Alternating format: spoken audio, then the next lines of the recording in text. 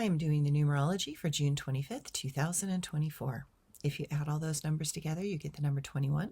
And if you add the 2 and the 1 together, you get the number 3. The number 3 is the number of positive mind.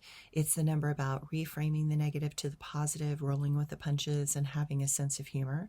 And so with the number 3 being the theme for today, we see smiles more easily and feel as if we are getting things accomplished. We seem to breathe easier, and there are things that seem to be slowly progressing. Life has its flows and then those moments when it does not seem to go, but there is always something happening even when we cannot see it. That is why today, look to see what might be unfolding even if it is rather slowly. See yourself as a mountain landscape, one that has stood for eons and shaped by the waters, the earthquakes, the sun, and time. Our emotions, water, shape us. They force us to surrender into the directions that they require of us to flow. The world will often shake us up, earthquakes, when we least expect it. What once seemed stable is no longer dependable. We learn to work with change in those moments because the universe does not ask if we are ready. We are expected to be capable of adapting no matter what. The thoughts that we have that inspire us, the sun, can either warm our hearts and melt resistance, or they can darken our day. It is our thoughts that can turn a lovely moment into a dark day.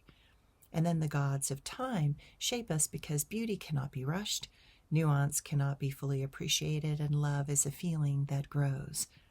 Time is in charge of all those elements. Notice today if you are pushing yourself or if you are able to give yourself the most valuable commodity, time. When we truly love and appreciate who we are and what we have become, we also know that we deserve moments of uninterrupted time. We know that we truly love ourselves when we listen to what our entire being needs in moments, and then knows to give that. But be aware of those thoughts that support you in escaping the reality rather than in being fully present in the reality. That is not loving yourself. It is avoidance of being fully present with what you are feeling. Time is an element that brings us into alignment with